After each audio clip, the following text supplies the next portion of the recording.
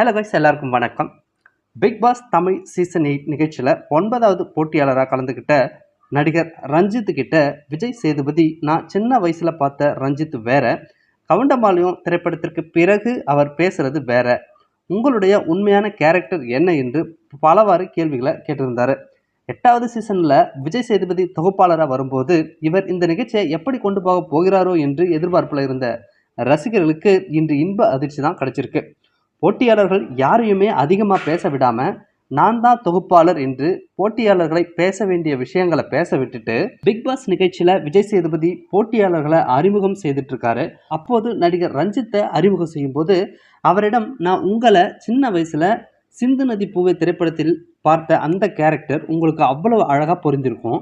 அழகான நண்பனாக நீங்கள் அந்த திரைப்படத்தில் நடிச்சிருந்தீங்க.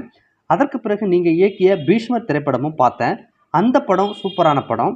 அந்த படத்துக்கு பிறகு நீங்கள் ஏன் படம் இயக்கலைன்னு கேட்டேன்.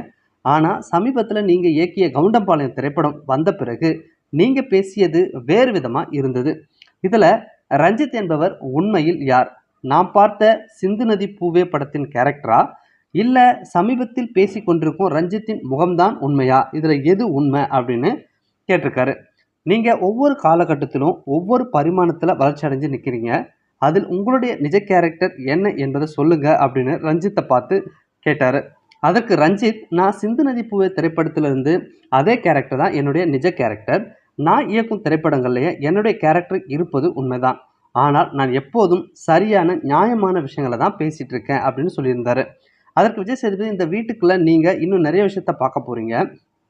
அது உங்களை இன்னும் மாற்ற போகுது.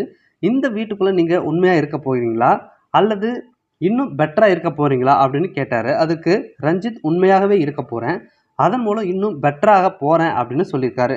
ஏற்கனவே சர்ச்சைகளுக்கு பெயர் போன ரஞ்சித்தை முதல் நாளே விஜய் சேதுபதி மடக்கி கேள்வி கேட்டிருக்காரு.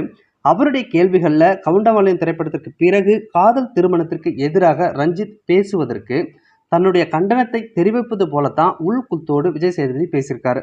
இனி போக போக இந்த நிகழ்ச்சியில் ரஞ்சித்தின் விளையாட்டு எப்படி இருக்க போகிறது, அதற்கு எதிர்வினை எப்படி இருக்க போகிறது அப்படின்னு பொறுத்திருந்து பார்க்கலாம்.